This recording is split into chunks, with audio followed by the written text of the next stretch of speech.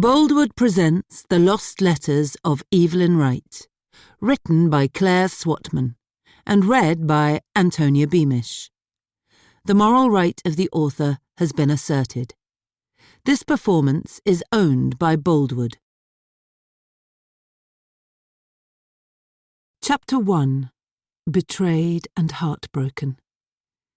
My husband has been unfaithful to me in the past, but I forgave him. However, he has recently begun to come home late again, claiming he is working nights, although I do not believe him. I feel sure he is cheating on me again, but I am too afraid to say anything for fear of losing him altogether. However, I am very unhappy. I work long hours too, and do my housework in the evenings, but the worry is affecting my health. I'm at the end of my tether. What should I do? First of all, I am sorry that you are feeling so distraught. The truth is that, although many women can do two jobs perfectly well, others cannot. It seems to me as though you have become so occupied with completing your chores in the evening that your house no longer feels like a home, which could be one reason why your husband has sought comfort elsewhere. First, from another woman, then in the companionship that extra work brought. Could you consider giving up your day job so that you could complete your chores during the day? Perhaps then your husband will no longer feel the need to stay away from his home, and you can be happy again. When I first arrived at Laburnum Cottage with its creaking windows and wild front garden, I didn't even want to walk through the front door, because that would have made the last few months real. That would mean that this was my new life, my new future, alone. But I had no choice, whether I liked it or not. So, finally, I took a deep breath and stepped inside. The carpet was spongy beneath my feet, the wallpaper in the hallway ripped, and when I pressed my fingers against the wall, it felt damp. I trailed my fingers along as I crept towards the foot of the stairs, where I lingered for a moment, watching the outdated flower pattern repeat upwards and disappear round the corner. The carpet was faded and scuffed, patches of underlay peeking through, while the paint on the balustrade was chipped and worn. Even with the front door still open, the hallway felt gloomy. Taking a deep breath, I retraced my steps and pushed the front door shut until it clicked, then made my way into the kitchen at the back of the house. When I'd viewed this property, the estate agent had tried to upsell its good points, the location, the large garden, the decent room size, but even he hadn't been able to make the kitchen sound like more than it actually was. A tiny room containing an ancient freestanding cooker, a stained Belfast sink resting on a rotting wooden frame, and a small round table. It was little more than a hovel, and as I stood in the doorway surveying it, my heart sank. It really was as bad as I'd remembered. I turned away and headed back to the stairs, keen to see whether the bedrooms were as terrible as I remembered too. There were only 3 rooms up here. The one immediately to my left was the bathroom, with its outdated beige suite, that I knew I'd have to scrub clean and make do with for several months before I'd be able to afford to change it. The next door on the left was my bedroom, the smallest as it was only me, while the right-hand door led to the kids' bedroom. I pushed it open and stepped inside. The curtains had been taken down, and I was surprised to see that the room was actually brighter than I remembered, despite the grimy glass.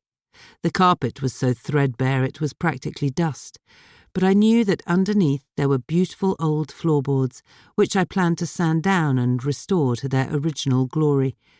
There was a battered fitted wardrobe along one wall, while the rest of the walls were covered in a mixture of sickly orange wallpaper and a shade of blue you'd only expect to see in a children's hospital. It was an eye-watering combination, and I couldn't help wondering whether the previous owner had been colourblind. It was hard to believe that the house had been lived in as recently as 6 months ago, It felt long abandoned, and the decor and the state of the place suggested it had stood empty for years. It made me sad to think of someone living here with the house like this. But it was mine now, and I had to make the most of it. My first job would be to get the kids' bedroom looking as good as it could. Otherwise, neither of them would ever want to spend any time here. As I stood with my back to the window, surveying the room again, I wondered what Olivia and Jacob were doing right now. I missed them so ferociously when they were at their dad's that it felt as if I had a golf ball lodged in the pit of my belly whenever I thought about them. I tried hard not to picture them there, in their old bedrooms with everything they could ever want, and her trying to ingratiate her way into their affections. Her being not only Olivia's old schoolteacher, but the woman Rob had been conducting an affair with for over a year, and who he was now shacked up with in my old home. The rage bubbled up, and I swallowed, determined not to cry. This house was meant to be my fresh start. So what if it was all I could afford after Rob had bought me out, and so what if it wasn't as beautiful as the house I'd left behind? It was all mine, and it marked the start of a new chapter in my life. If I said it enough times, I might even convince myself, eventually. I was startled out of my thoughts by a hammering on the front door. I raced down the stairs to let the removal firm in. I didn't have a lot of stuff, but I hoped the place might look a bit less depressing once my bits and pieces were here. It didn't take long, and after the men had left, the van rumbling off down the lane, the house felt even emptier than it had before. Echoes of voices bounced off the walls and faded into the carpet, leaving nothing but silence in their wake. And as I folded myself up into my tiny sofa, the one thing I'd been so determined Rob was not going to keep, and closed my eyes for a moment, I'd never felt so lonely in my entire life. I'm sure most people have imagined how their lives might go if they ever separated from their partners, even if only in an abstract way. I know I had, though I'd never really thought it would happen in reality. In those imaginings, I'd assumed I would stay in our home and Rob would move into a flat somewhere nearby. I'd pictured civil conversations as we handed over the children during our fair and mutually agreed days with them. I'd even thought how nice it would be to have so much more time to spend with my friends, assuming we'd have lots of evenings slagging off men and putting the world to rights. None of those assumptions had proven to be correct. After Rob had admitted he'd been having an affair with Miss Hutchinson, Natalie, for almost a year, not that it had much choice, given that almost everyone else seemed to know about it before I did, everything seemed to fall apart bit by bit, like dominoes in a row, gathering speed as they went. First, Rob went. Then he told me he wanted to keep the house and that I had to move out so he could buy it from me. As a science teacher, I knew I couldn't afford to stay there on my own, and he also argued it would be good for the children to have some stability in among all the upheaval. I didn't say they would have had plenty of stability if you'd kept your dick in your pants, but only because I could see he was right, however misguided and oblivious to his misdemeanours he was. So I moved out and rented a flat nearby while I looked for somewhere more permanent. But house hunting on my budget had been sold. Even with the money from Rob, it hardly went anywhere. In the end, I'd had to look outside the town I'd lived in for 10 years, the town where I worked and had made friends and built a life for myself, and settle for something a 25-minute drive away in a small village. I was not a country girl. I liked hustle and bustle, people, anonymity. I'd never wanted to be a small-town girl, and yet here I was. This house, the ramshackle cottage with its tumble-down kitchen and jungle-like garden, was the best of a bad bunch. At least it wasn't a grossy apartment, or a terraced house with sofas and fridges piled high in neighbouring gardens. It might have only 2 bedrooms, which meant that the kids would have to share until I could afford to pay for an extension, if that day ever came. But at least I could put a roof over our heads. A comfortable one. Eventually. But what hurt me more than any of that was the desertion by people I'd thought of as friends. The mum friends I'd spent mornings chatting with since the kids were babies, the couple friends Rob and I had made over the years, sharing gossip and house price woes over dinner parties and drinks, the neighbours in our street we'd got to know. They'd all melted away since Rob and I had split up, so that now, even those with the best of intentions had faded into the past. To make matters worse, my best friend Susie had given birth to her first baby a month ago and was struggling to get up in the mornings, so the chances of her being able to leave the house and drive 15 miles to see me was slim, which meant I couldn't rely on her for support either.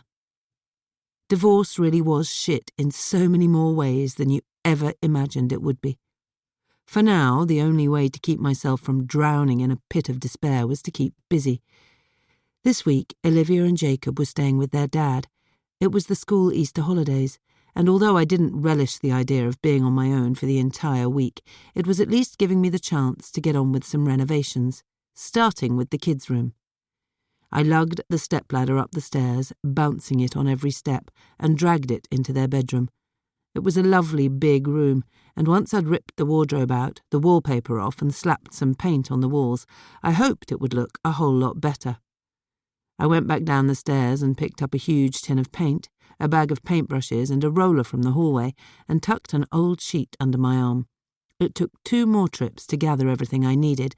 Then I plugged in the radio, pushed the creaky sash window up to let in some fresh air, and chucked the ancient sheet over the floor. The paint was a shade of mid-blue that had felt like a compromise to satisfy both of my children. They both loved football, and even though the rest of the time they were walking clichés with Olivia's love of sparkles and Jacob's obsession with, at least it meant I had something to work with. Sparkly cushions and a tractor duvet cover would be the nods towards their individual tastes. But before I could even start on any of that, I needed to get this wallpaper off and clean the year's worth of grime from the walls. I filled a bucket with hot soapy water, dipped the sponge in, and began. As the water dripped down my arm and soaked into the ancient paper, I let my mind drift, thinking about everything that had happened over the last few months to lead me here. After the initial shock and humiliation of Rob's betrayal had subsided, the children had been the first thing on my mind. "We can split custody between us, can't we?" Rob had suggested, as though it were the obvious thing to do. "Over my dead fucking body," I'd retorted, anger flickering like an inferno through me at the thought of being without my babies for 50% of my life, not to mention the thought of Natalie wheedling her way into their affections in my place. Luckily, after a bitter battle, the court had ruled in my favour, which meant that Olivia and Jacob lived with me most of the time during the week, for stability, and we split the weekends between us. But it still felt like a dagger to my heart every time I dropped them off, or each time Rob came to the door to collect them. This week was the first time they'd spent more than a couple of nights away from me since the split, and although it had been agreed that they would spend half the school holidays with their dad, and although I needed the time to get the house in some sort of livable state, I still felt like an empty shell without them by my side. The words Olivia had said as she'd packed her little bag on our last morning in my rented flat still stung. "It's okay, Mummy, because at Daddy's house we still have our own bedrooms, so it's better." She'd seen I was upset and had been trying in her little girl way to cheer me up, but those words taunted me as I pictured their idyllic lives away from me, and I couldn't help the ball of anxiety in my belly tightening at the thought that they might never want to leave the comfort of their dad's house. I felt as though I were dangling over a precipice of emptiness, only just clinging on by my fingernails. I picked up the scraper and ran it up the wall. The paper had been barely hanging on, and it came off in huge swathes, dropping to the floor in long, satisfying strips. The wall beneath was painted a dark green, and I wondered whose room this had been before, going back years. Had other children lived here? What sort of lives had they had? Had this been a happy family home?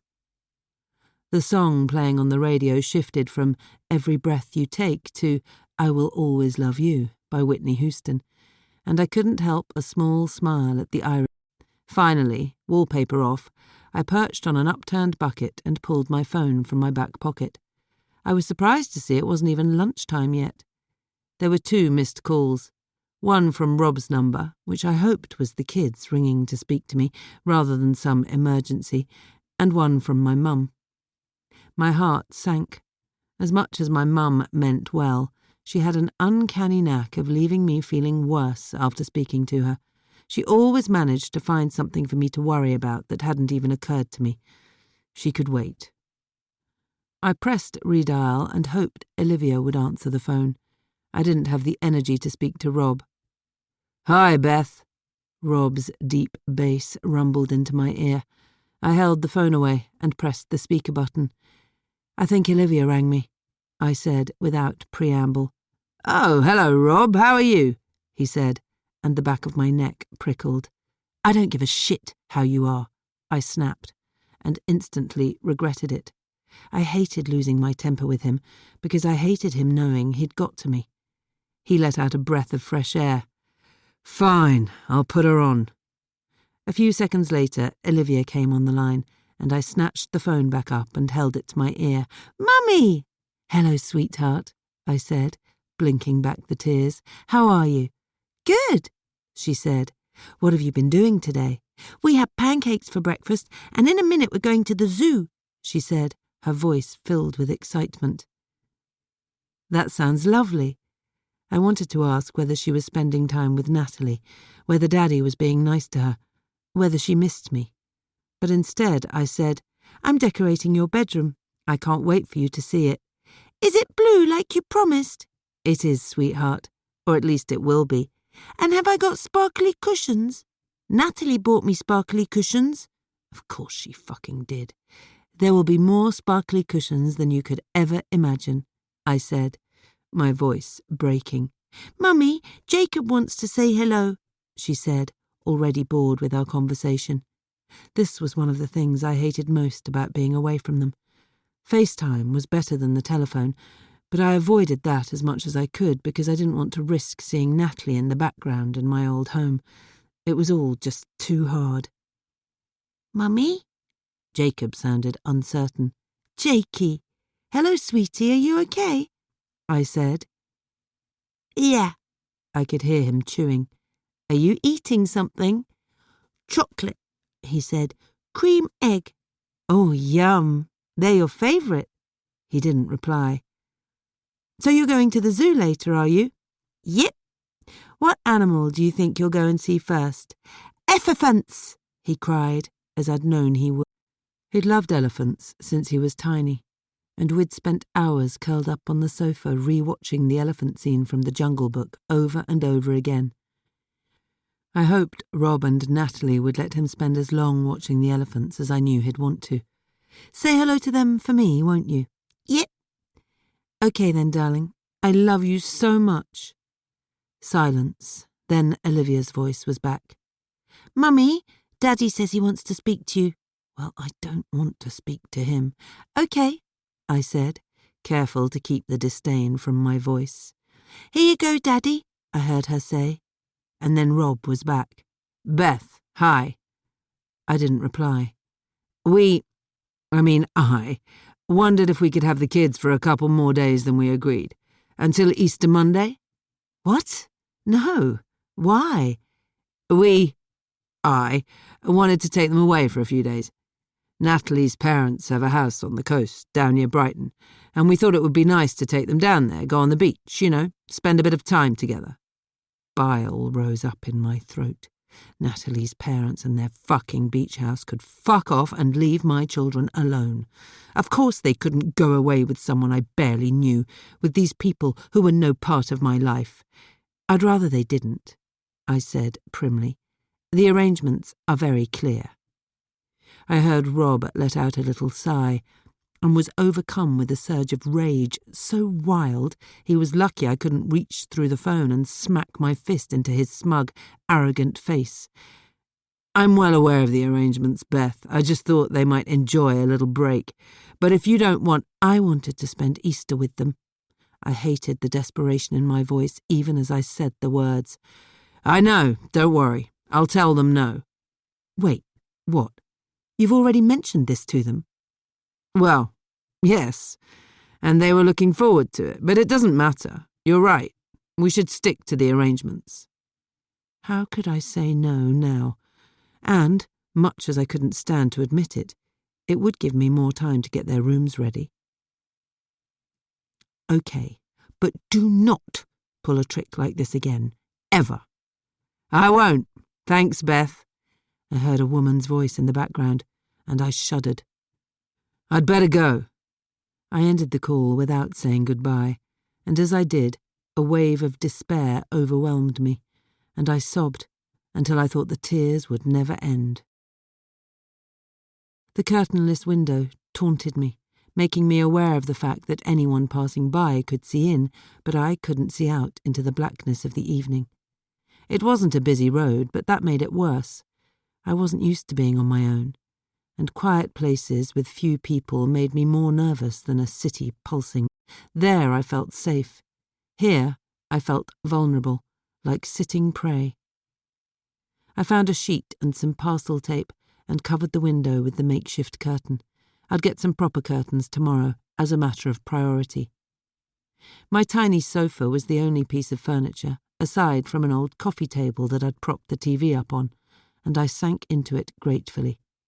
The overhead light leaked out a sickly egg yolk yellow, and it was bone cold in here, but I just needed 5 minutes to sit down before I did anything else.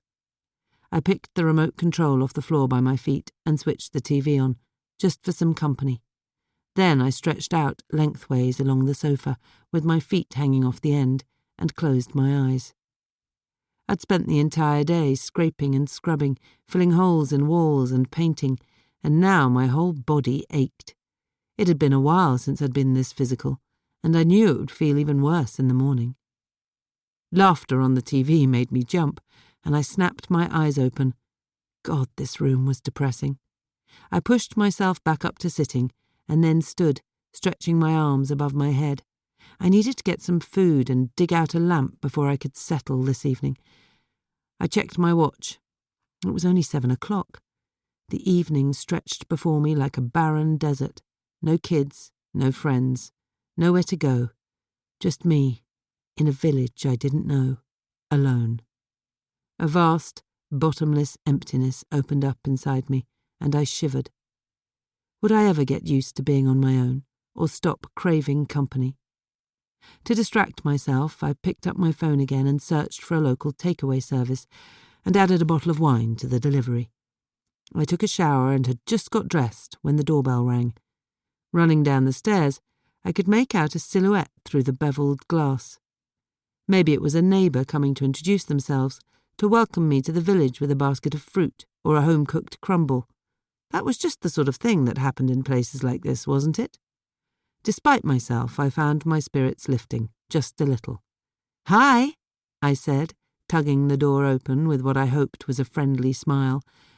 But it wasn't a neighbour. The man on the doorstep was holding up a plastic bag filled with metal trays. "Delivery," he said, and I took it from him, swallowing down my disappointment as he turned and made his way back to his car. Stupid me. Of course it was just the food delivery.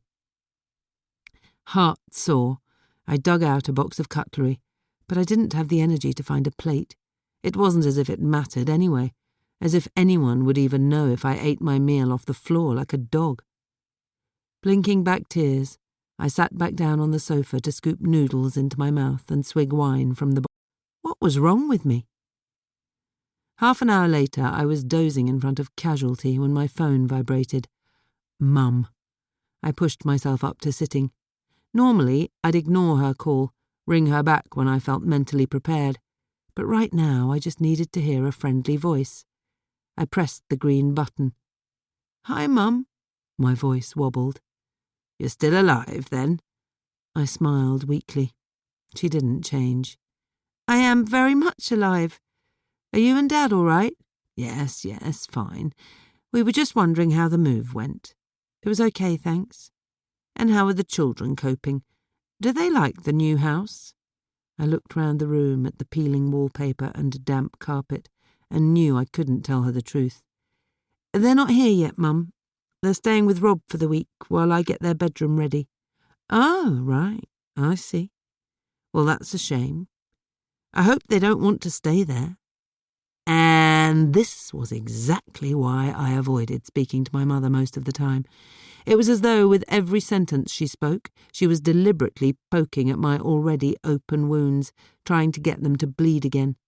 When I'd told Mum and Dad about this house and about how I was sad that the children would have to share a room while Rob got to keep the family home, hoping for a bit of sympathy, Mum had just said, "Well, what 7-year-old girl wants to share a bedroom with her baby brother?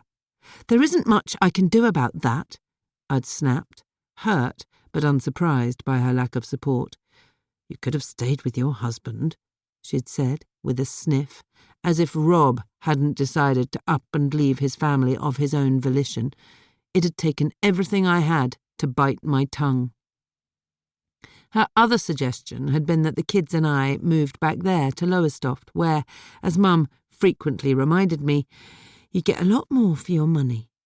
"But I live and work here, Mum," I'd explained yet again. "You can be a science teacher anywhere," she'd added, when she'd realised I was determined to stay a 3-hour drive away from them. But given how much Mum and Dad had both spent their lives judging everything I did through their own narrow little outlook, was it any wonder I'd got away as soon as I could, or that I wanted to stay away? "They'll be home in a few days," I said now, my voice clipped. "Right, well, as long as you're okay." I could tell Mum was upset that I wasn't engaging with her more, bending to her will, but could she really blame me? "I am. Bye, Mum." I hung up with a pang of guilt and sat for a moment, staring into space. Why did I always do this? Get my hopes up that, for once, Mum would be on my side, that she would be cheering me on, telling me how well I was doing, getting on with my life on my own. She never changed, and hoping she would was only getting me down. I sighed. I felt restless now and needed something more than the TV to distract me. I dug out a book from one of the boxes in the corner but couldn't focus on it. I scrolled through Facebook and Instagram but couldn't bear the smug family photos of amazing Easter holiday adventures everyone was posting. I checked my watch again. 8:30. I never knew when was a good time to ring Susie with the baby. I tapped out a text anyway. "Can we talk?" I hoped she could. We used to spend all our time together, me and Rob, Susie and Dan. Susie had been my best friend since we'd worked together at a school after graduating. We'd drifted apart a bit after I'd had Olivia and Jacob. She'd still been dating and expected me to be there at the drop of a hat to listen to her dating woes, even when the kids were tiny, seeming to have no comprehension of how difficult it was to do anything with young children in tow. But when she'd met and fallen in love with Dan, one of Rob's old university friends, we'd become close again. I'd been there for Susie when she'd struggled to get pregnant, but by the time she finally did, things with Rob and I had gone spectacularly wrong. Susie had been very firmly on my side, but even still, our friendship had never felt quite the same again. Then Samuel was born a few weeks ago, and I'd hardly heard from her since. I missed her, and just needed to hear her voice, to remember that someone out there cared. My phone pinged, and I snatched it up, hopeful. "Sorry, not tonight, just putting Sam to bed. Tomorrow? S. Kiss." I tried not to cry as I trudged up the stairs to my depressing bedroom, glass of wine in hand. This was my life now, alone. I'd better get used to it. Chapter 2. Feeling so lonely. I recently started a new job, which means I moved to a new town. I do not know anybody here, and I'm finding it difficult to meet anyone and feel ever so lonely. Do you have any ideas how one can make new friends in a situation such as this? It is always difficult when you move to a new place. You do not say whether you have moved entirely alone, so I can only assume you have. Have you considered a new hobby? Joining a club such as needlecraft or tennis, something you enjoy, can be a good way to make friends with like-minded people. Be aware that it may take some time to establish firm friendships, but it's certainly a very good place to start. You could also consider getting a dog. Dog walkers are very sociable, and having a dog of your own can be an excellent conversation opener, not to mention the companionship they bring. The next morning dawned bright, the sun pouring through the curtainless window straight into my face at 6 o'clock. My mood didn't match the weather, though, and I groaned as I rolled over, covering my face with my arm. I was dying for a cup of tea, but as I knew it would involve finding the kettle and box of tea bags first, I couldn't be bothered. I dragged myself to sitting, all my aches and pains revealing themselves one by one as I did. My shoulders hurt from scraping and painting, and I had a crick in my neck that jarred when I turned it. I picked up my phone and remembered Susie's text from last night. There was a time when I would have simply rung her no matter what and told her how lonely I was feeling, how much I craved her company. She would have made me laugh until I forgot my woes, or insisted on coming over to take me out for breakfast. The fact that things had become so stilted between us, and that I couldn't just call her on a whim, only made me feel even more lonely. Rob's betrayal had taken more from me than just him, and I didn't think I'd ever forgive him for that. I got up and threw on a dressing gown, then walked through to the kids' bedroom.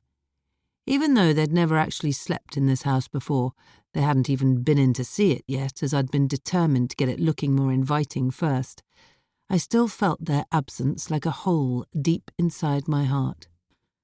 I shouldn't be standing in this silent, empty, loveless house by myself on a sunny spring morning. I should be surrounded by chatter and laughter and arguments about who had eaten the last of the Nutella or whose turn it was on the iPad. I turned and trudged downstairs into the terrible kitchen. I picked up a box from the floor, rummaged around and pulled out my kettle and a couple of mugs. The whereabouts of the tea bags, though, was another mystery, and I was also ravenous. I couldn't face going anywhere. It was too early for any shops to be open anyway, so I dug through a couple of other boxes until I found an old jar of instant coffee and a packet of custard creams. They would keep me going for now. Coffee made, I ran back upstairs, showered and pulled on yesterday's old clothes. That was the other thing about spending all your time alone. You stopped caring about what you wore. Not straight away, of course, but as the days passed and you realised there was literally no one to notice whether you'd even showered or if your clothes were clean, you stopped caring too. I wasn't back at work for another 2 weeks, and the kids wouldn't be home for 4 days. What was the point in wearing anything other than my decorating clothes, my hair tied up in an old bandana? It was still not quite 7, but I decided I might as well get started. I wanted to pull out the old wardrobe today, ready for the delivery of a new one in a couple of days' time. I opened one of the rickety old wooden doors, and it felt loose on its hinges. Good. It shouldn't be too difficult to remove. For the next couple of hours I unscrewed doors, ferrying them downstairs and outside into the overgrown jungle of a garden, one at a time. With the last one out, I stood outside for a few minutes, letting the sun warm my face. I could hear the gentle hum of a distant lawnmower and a chatter of voices in a neighbouring garden, and I wondered who these people were that I was living so close to now. Would I ever get to know them? Having lived in a large town for most of my life, I wasn't used to the intimacy of introducing myself and wasn't sure if I could bring myself to do it, no matter how desperate I felt for company. I trudged back inside, back up to the kids' room, and tried to pull out the base of the wardrobe, but it was stuck fast. I tugged harder, and slowly, finally, it began to give. Then, all of a sudden, the whole thing came away in my hands, and I went flying backwards, landing on my backside. Shit!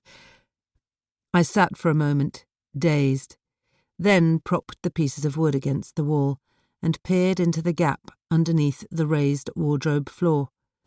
There were a few pieces of rubble and some scraps of damp, slightly smelly carpet. I curled my fingers under the base of the next section and tugged. Slowly it started to give, and I braced myself so I didn't go flying backwards again. This time the piece of wood yielded much more easily, as if it had been unscrewed many times before, and it was off within seconds. I laid it to one side too and leaned forward to pull off the next piece. But as I did, I stopped. There was something buried under here, a black plastic box. I reached for it. It was quite big and heavier than I'd expected. I held it with both hands and stood looking round for somewhere to put it. The room was empty, so I wiped the dust off and took it through to my room and laid it on my bed. It was, I realised now, a box wrapped in a black plastic bin liner, which was held on with a series of elastic bands. I gave it a shake, pressing my ear to the top. There was a bit of movement. Books moving around or something like that, but nothing distinguishable. Should I open it? What if it was private? But then again, if it was important, why would somebody have left it behind?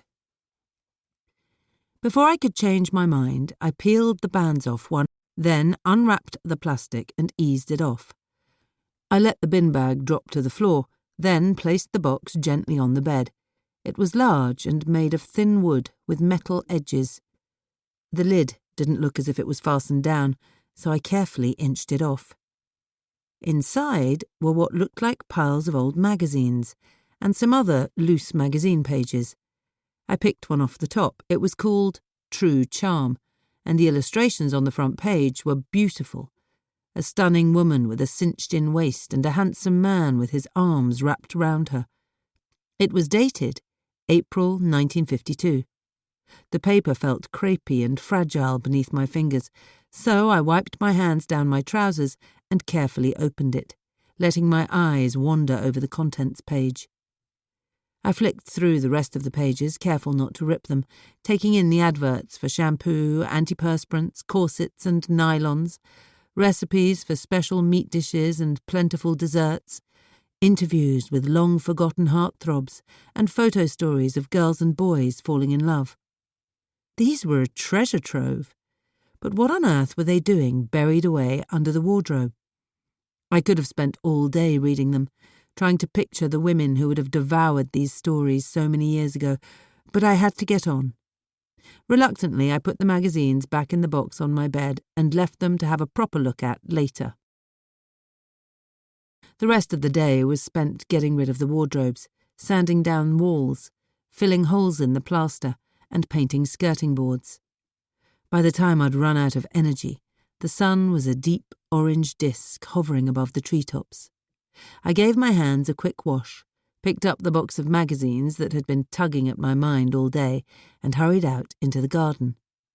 Jungle might have been a better description for it. From here I couldn't see the fence at the bottom, and what I could make out was a tangle of weeds and overgrown plants. Just like the house, it had obviously been neglected for many years. There was a patch of rickety concrete slabs immediately outside the back door that stretched for about 2 meters until it hit what must have once been a lawn. The grass was choked with weeds now, towering dandelions and nettles clamouring for space, thistles stretching their heads towards the sun.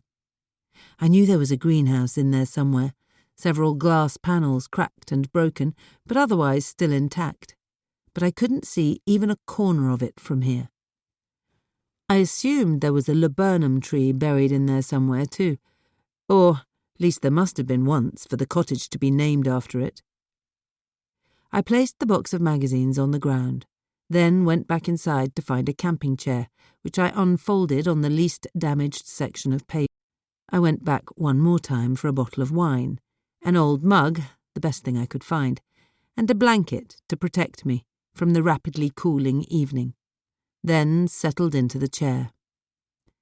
I felt my heart thump with excitement as I removed the lid from the box again.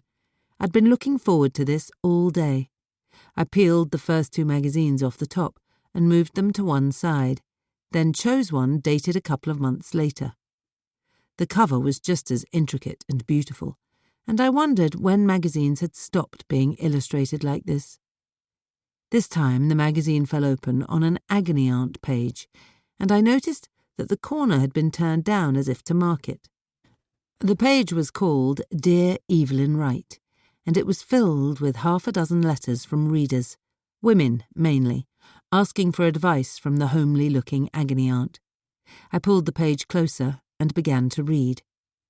There were questions from girls asking if they should let a boy kiss them, or how they could attract a boy they had their eye on.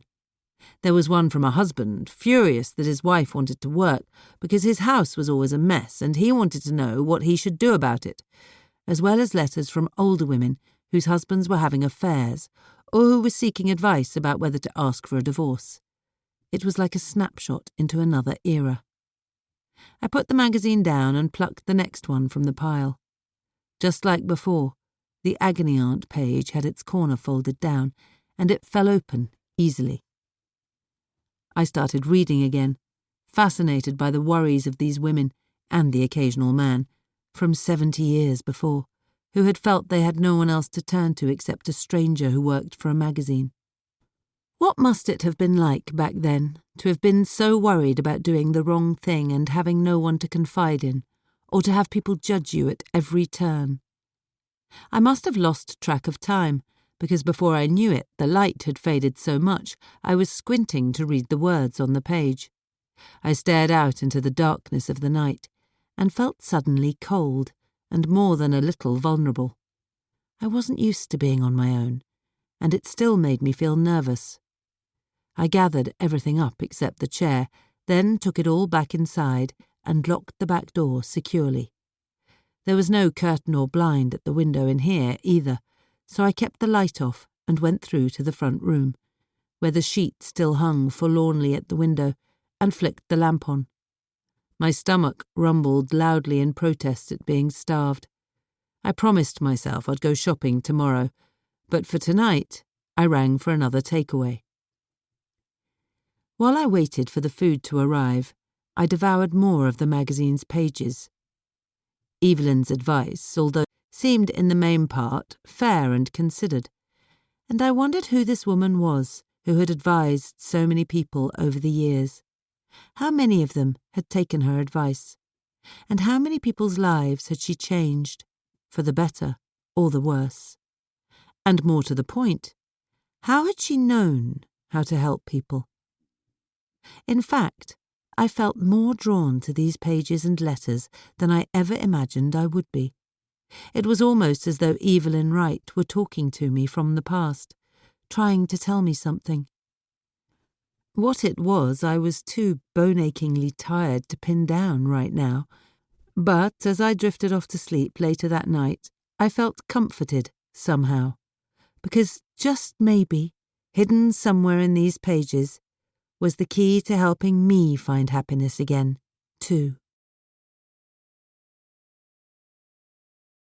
Chapter 3. Selfish Friend. I have had the same best friend for more than a decade, and we have always told each other everything. But recently we seem to have less in common, and whenever we spend time together, I find the things she talks about boring. I am beginning to dread her visits, but I am not sure how to let her know, or whether I should just stop contacting her. I think you have probably answered your own question. Over time, people drift apart, and what you once needed in a friend may no longer be the case. Friendships come and go, and I would suggest that if you really don't feel you want to be friends with this woman any longer, then you simply stop contacting her. She will eventually understand that your friendship has run its course, and it will give you time to find some friends that better suit your new life. "Mummy!" Olivia launched herself at me, almost pushing me over. I lifted her arms and pulled her to me, breathing in the familiar scent of her apple shampoo. My love, my baby. I glanced down to where Jacob was lurking a little behind Rob, his tiny hand reaching up to clasp his daddy's. His eyes were wide. I put Olivia down gently and crouched down to his level. "Hello, sweetie. Are you going to come in and see your new bedroom?" He shook his head and looked up at Rob. "He was a bit teary this morning about leaving home, but he's been a big, brave soldier, haven't you, Jacob?" Rob said. I bristled at the word home, but said nothing. "It's okay, sweetheart. You're home with Mummy now, and you've got a brand new bedroom," I said, reaching my hand out. "Do you want to come and see it, too?" He nodded and let go of Rob's hand, grabbing. The warmth of his skin against my palm filled me with so much love I wanted to squeeze him and never let go. But instead, I stood and turned back to my ex-husband. He handed me 2 rucksacks. "Anything I need to know?" "I don't think so." He ruffled Jacob's hair. "We had fun, didn't we, little dude?" Jacob nodded. "Right, well, thanks for bringing them back." "No problem." I closed the door before he could say anything else, desperate to cuddle my babies. God, I hated them being away for so long. I felt as though I had a limb missing. "Come on, Mummy," Olivia said, impatient to get upstairs. "Sorry, love, I'm just so pleased to have you home." The 3 of us made our way up the tatty stairs, and my heart thumped with anticipation. Would they like their new room? Given what a good time they seemed to have had at Rob's for the last week, it felt as if there was a lot at stake. "Is it blue like you promised, Mummy? Are there sparkles and a tractor duvet for Jakey?" Olivia kept up a constant stream of chatter as we made our way upstairs, and I was grateful for the distraction. "You'll see," I said. We reached their bedroom, and I swung the door open and flicked on the light as they stepped inside. "Ta-da!" I said. They both stood still for a moment, taking it all in. I felt proud of the way the room looked.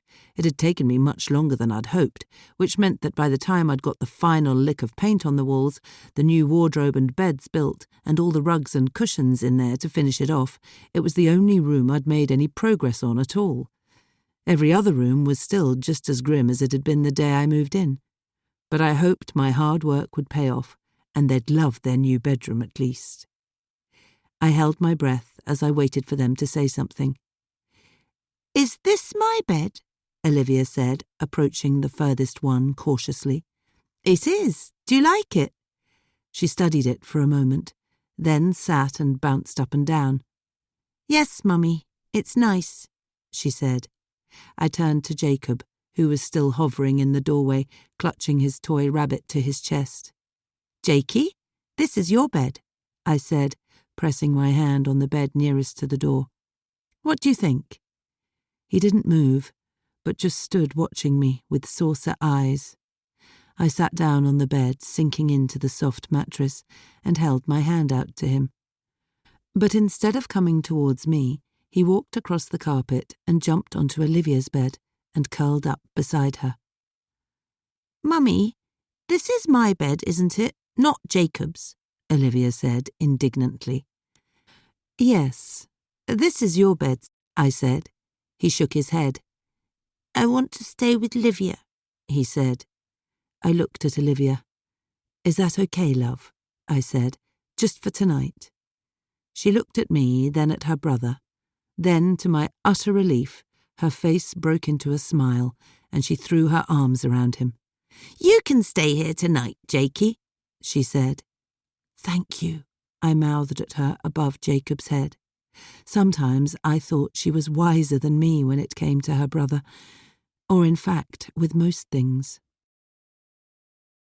Over the last few nights, rather than dreading the long, solitary evenings, I'd begun looking forward to the time when darkness fell and I collapsed onto the sofa with exhaustion. It meant I could return to the 1950s and fall into the problem pages once more. As I read, I began to feel a real affinity with these people from so many decades past, with their trials and tribulations, worries and insecurities just like me. People, I began to realise, had always been unhappy, and they'd always needed people like Evelyn Wright to help them. It certainly helped me to feel less alone in my despair. I settled on the sofa and peeled half a dozen magazines from the top of the box. I'd only just opened the first page when my phone started buzzing against my leg. It was Susie. Reluctantly, I pressed answer. "I'm so sorry," she gushed the instant I pressed the phone to my ear. She sounded frazzled, and in the background I could hear the baby begin to cry. "I've been meaning to call since you moved, but it's been hectic here. Samuel just won't sleep, and I—" She stopped abruptly, as if she'd suddenly run out of words. I knew I should say that it was fine, that I understood what it was like when babies were tiny and you couldn't find a minute to yourself to even have a cup of tea without it going cold. But I couldn't shake the memory of when Olivia had been born, and Susie had carried on as normal and expected me to be on the other end of the phone whenever she'd needed to cry or vent or moan. A wave of bitterness swept through me that she couldn't do the same for me now. She knew I was all alone, and even a text every now and then to check up on me would have been welcome. I swallowed the sour taste down like a particularly unpleasant pill. "How is everything?" I said, reluctantly putting the magazines to one side. Fine. I'm just knackered, you know." I knew that feeling all too well. I felt a swell of sympathy. "So Samuel's not sleeping?" Susie let out a little bark of what I assumed was meant to be laughter. "He's really not. He's awake all night and cries most of the day. I only get any respite if I go out for endless walks and he drops off in the Sorry to hear that, Susie. It's tough, isn't it, the lack of sleep? Honestly, it feels like torture." A silence fell for a moment as we both ran out of things to say, and Samuel stopped sobbing at the same time. It was a far cry from the days when we could spend all day together chatting and then all evening nattering too. "You'd think you hadn't seen each other for 2 years rather than a couple of hours," Rob used to say. But it had always felt as though Susie and I would never run out of things to say to each other. Now I longed to ask her whether she and Dan had seen Rob and Natalie together, even though I suspected the answer would be one I didn't really want to hear. "So, how was the move?" Susie said eventually. "Fine. Easy, considering. And how's the house?" I let my gaze wander round the living room with its tired carpet and faded walls, the sheets sagging at the window and the few sticks of second-hand furniture. "It's nice," I lied. "Cosy." "Good."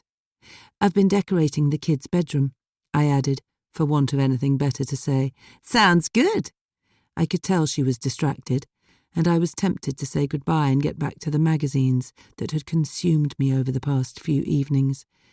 But this was the first proper conversation I'd had in days, and I was overwhelmed by a sudden urge to keep her on the line, to not be confronted by the humming silence of my own company. "I found some magazines," I blurted. "Magazines?" She sounded confused by the segue. I barreled on regardless. "Old magazines from the 1950s. They were in the bottom of the wardrobe in the kids' room." "Oh, right." I ignored her obvious lack of enthusiasm. "I've been reading some of them and they're fascinating," I explained, desperate for her to understand how much these letters from the past had come to mean to me. "You'd love them," I added weakly. "Maybe you can show me when I come round," she said. Yeah, that would be good." I didn't ask when that was likely to be. "Listen, I'm really sorry, Beth. I'm going to have to go." I swallowed down the disappointment. I hadn't realised, until Susie had rung, quite how desperate I'd been for someone to talk to. My insides felt hollow. "Okay, no worries. Thanks for ringing. I'll call you soon, okay?" But before I could answer, she'd gone, leaving me all alone again with just the fruitless clunking sound of the ancient radiators. I rubbed my eyes and let the room slowly swim back into focus. The letters I'd been so desperate to get back to, that had been consuming my thoughts these last few nights, sat on the floor in my peripheral, but I didn't feel like picking them up anymore. My stilted conversation with my supposed best friend had left me feeling odd, lost, almost as though I were having an out-of-body experience, looking down at this strange, solitary creature huddled in the middle of an artfully dismantled living room. I tried to get my thoughts in order, to work out what it was exactly that was bothering me, hovering just out of reach. Was it that speaking to Susie had made me realise just how lonely I was? That the person I'd always turned to for advice no longer even listened to me? Or was it something else? And then a glimmer, a fleeting thought that I snatched hold of, tried to study from all angles. All of these letters, all of these people, many of whom would have had no one else to talk to, just like me, who had written to Evelyn, desperate for her help. It didn't matter what the problem was, how trivial or how serious. She treated them all with the same respect. She tried her best to help them all. It gave me a strange sense of hope. Was that the right word? I wasn't sure. But all I did know was that, somehow, the fact that these people had found someone to listen to their woes and to help them made me feel less despairing. After all, hadn't Evelyn helped me too? She might not actually be here to answer my questions, to help me navigate through my loneliness or my sadness at being without my children. But just the fact that she existed, once, as a beacon of hope to so many people, gave me hope too. And then the thing that had been floating just outside my vision finally came into view. And I knew what it was I needed to do. I needed to become an Evelyn for today. I wasn't yet quite sure how I was going to do it, but I needed to help people, the way she had helped others, the way she had helped me. I owed it to her, and I owed it to myself. Chapter 4. Workaholic Wife. I never seem to be able to find a man, and my friends suggest that it's because I work too hard.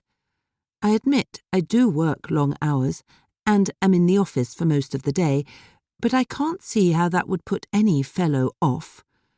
Are they right? Should I work less and make sure I have enough time to spend with a man? It's important for a man to know that you will be there to give them the attention they require. No man likes to think that you are more interested in than you are in them. And if you do find someone you want to marry, you'll want them to know that you are able to look after them properly once you are married.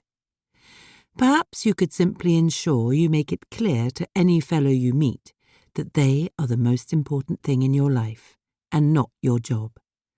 If that means reducing your hours, then that is a sacrifice worth making. It was another 3 weeks before I found a moment to sit down and do anything about resurrecting dear Evelyn Wright. The kids and I were back at school, and adapting to our new routine had been a challenge. I'd also been determined to make the house a little less depressing, and had spent most of my evenings getting the living room looking and feeling like a place we wanted to be. So far I'd stripped the faded yellow wallpaper and painted the walls a soothing green. I'd hired a sander and sanded the floorboards that had been hidden beneath the decrepit, flowery carpet, brought a rug, and finally bought some curtains to replace the tatty sheet hanging at the window. It was far from being finished, but at least it was beginning to feel a bit more like home. Now, though, the kids were with their dad, and I had 2 long weekend evenings stretching out in front of me, with nothing to fill them. Since my initial thoughts about doing something to help people and alleviate my loneliness at the same time, I'd been trying to figure out a way to make it work. I fired up my laptop and typed in agony aunts. Articles detailing the history of agony aunts and links to modern-day agony aunts were top of the list, along with roundups of the funniest agony aunt responses of all time. Apart from a handful of local newspapers and a few magazines aimed at older women, there didn't seem to be the same sort of love for the traditional advice columns as there had once been. I clicked on another story that caught my eye. According to one report, an agony aunt named Dorothy Dix, who was popular in the first half of the 20th century, received more than 100,000 letters every year at the peak of her popularity. 100,000! My mind raced. All these people who had been so desperate for someone to turn to that a stranger had seemed like the only option. But where did these people go for advice now? A smattering of magazine columns could only scratch the surface, and with people even less connected than ever, it struck me that there must be thousands, if not hundreds of thousands of people out there who could use more focused, tailored advice. People who had literally no one else to turn to. I walked into the kitchen to pour a glass of wine. I could feel the earlier idea that had taken seed in my mind beginning, and I needed time to think, to let it settle and reveal itself. I stood at the tatty sink overlooking the back garden. It was almost dark outside now, and the towering, overgrown weeds were beginning to deepen into ominous shadows. But for the first time since I'd moved here, I didn't feel scared that someone was out there watching me.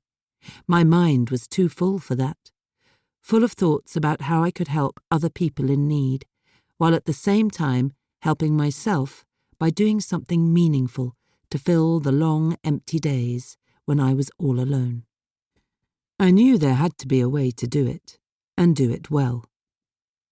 I turned away from the garden and went back to my laptop. I found a news story from a year or so ago about the rise of TikTok agony aunts and problem page podcasts, and as I read, a fully formed idea of what I should do finally began to take shape. I needed to start an agony aunt page for the modern age, a place where people my age could get advice without having to resort to TikTok. I'd found the odd online agony aunt column and a couple of paid-for problem page websites, and there were a number of online forums where people shared opinions and advice.